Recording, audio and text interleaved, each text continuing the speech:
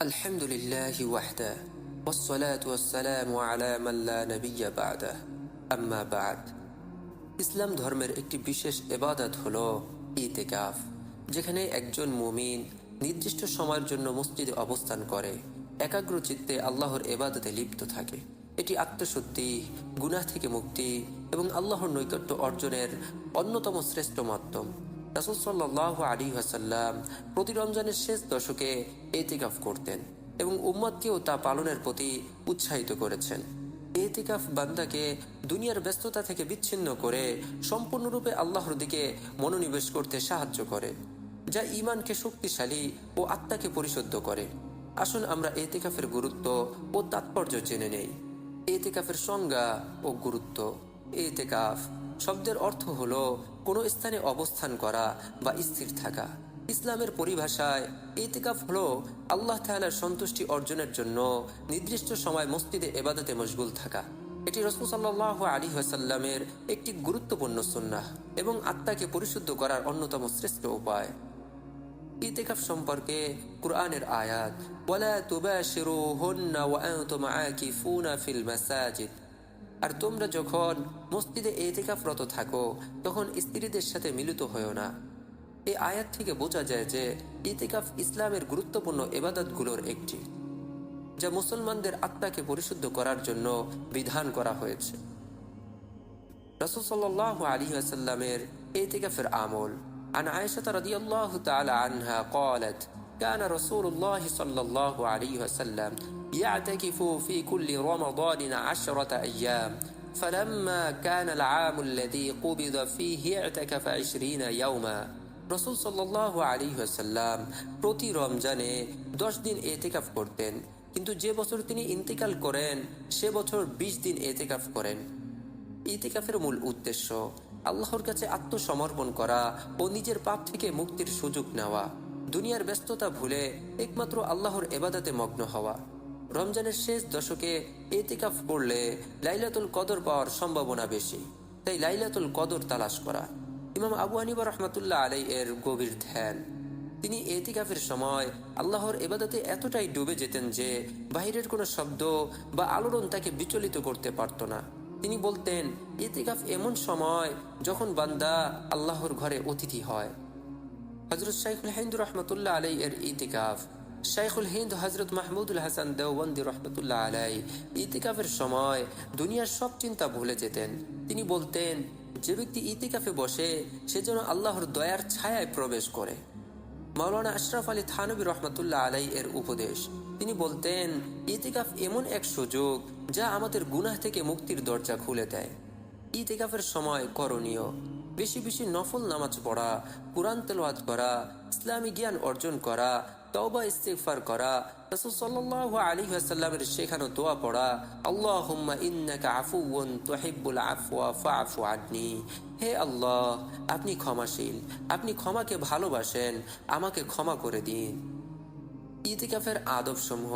ইতিকাফ একটি গুরুত্বপূর্ণ ইবাদত যা অত্যন্ত শৃঙ্খলার সাথে পালন করা উচিত। সুশৃঙ্খলভাবে ইতিকাফের আদবসমূহ তুলে ধরা হলো, যা অনুসরণ করলে ইতিকাফ আরো ফলপ্রসূ হবে ইনশাআল্লাহ।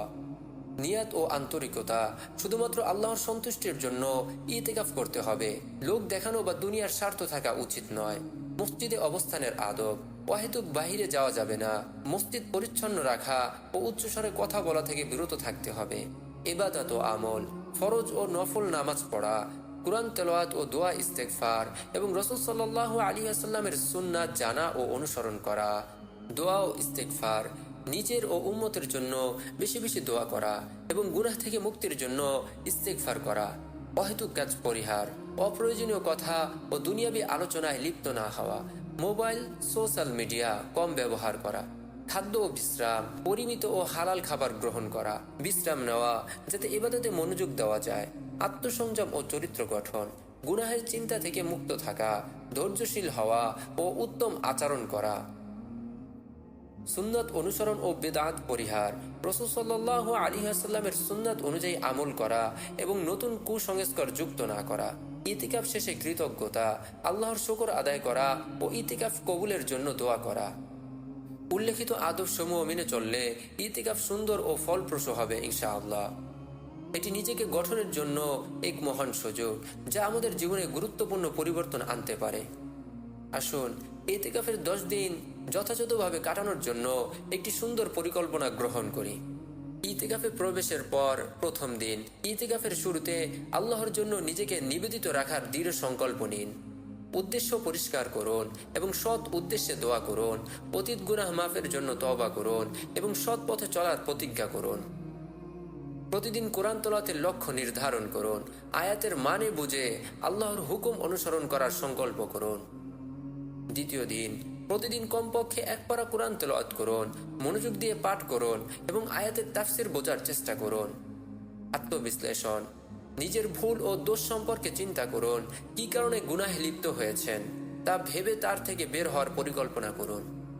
তৃতীয় দিন তাহাজ্জুদ নামাজ, রাতে তাহাজ্জুদ পড়ুন, বিশেষ করে শেষ দশকের বরকতময় সময়ে। গভীর মনোযোগ ও আন্তরিকতা দিয়ে আল্লাহর কাছে প্রার্থনা করুন। দোয়া ও ইস্তেগফার, নিজের ও উম্মতের জন্য দোয়া করুন। আল্লাহর কাছে গুনাহের ক্ষমা চান এবং সমস্ত চাওয়া প্রাপ্তি তার দরবারে পেশ করুন। চতুর্থ দিন সাহাবীদের জীবনী, সাহাবায়ে কেরামের ইবাদত, চরিত্র ও জীবনধারা সম্পর্কে জানুন। তাদের সৎ কাজ ও গুণাবলী অনুসরণ করার চেষ্টা করুন।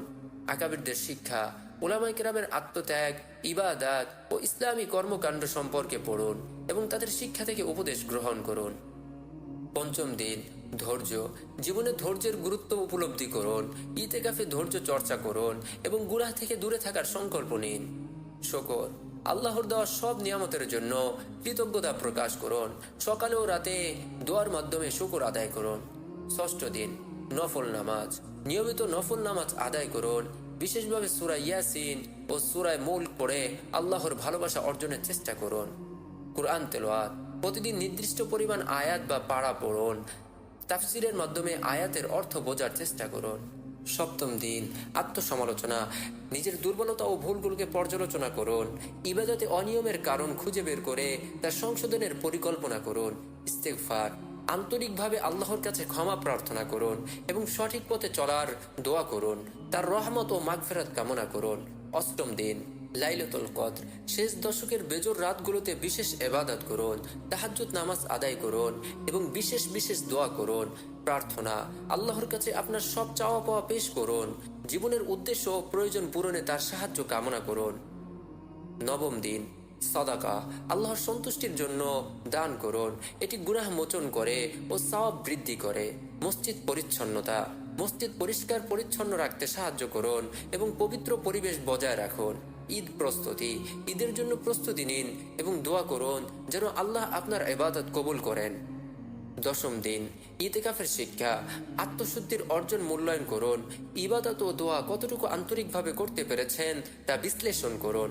শেষ দোয়া, ইতিকাফের সমাপ্তিতে আল্লাহর দরবারে ইবাদত কবুল হওয়ার দোয়া করুন এবং সর্বদা তার নৈকট্য লাভের প্রার্থনা করুন। সারাংশ, ইতিকাফ নফসের পরিশুদ্ধির জন্য এক মহান সুযোগ, যা বান্দাকে আল্লাহর নৈকট্য লাভে সাহায্য করে। রাসূল সাল্লাল্লাহু আলাইহি ওয়াসাল্লাম এবং সাহাবায়ে কেরাম ইতিকাফের অত্যন্ত গুরুত্ব দিতেন। আকাবির ও বুজুর্গদের জীবন থেকে আমরা শিখতে পাই যে ইতিকাফ শুধু একটি ইবাদত নয়, বরং এটি আমাদের জীবনের আমূল পরিবর্তন করতে পারে। আসুন আমরা সবাই ইতিকাফ পালনের মাধ্যমে আল্লাহর রহমত ও ক্ষমা লাভের চেষ্টা করি। আল্লাহুম্মা ওয়াফফাকনা লিল ইতিকাফ ওয়া তাকাব্বাল মিন্না ইন্নাকা আনতাস সামিউল আলিম। হে আল্লাহ, আমাদের ইতিকাফের তৌফিক দিন এবং আমাদের থেকে তা কবুল করুন। নিশ্চয়ই আপনি সর্বশ্রোতা ও সর্বজ্ঞানী। আমিন ইয়া রাব্বাল আলামিন।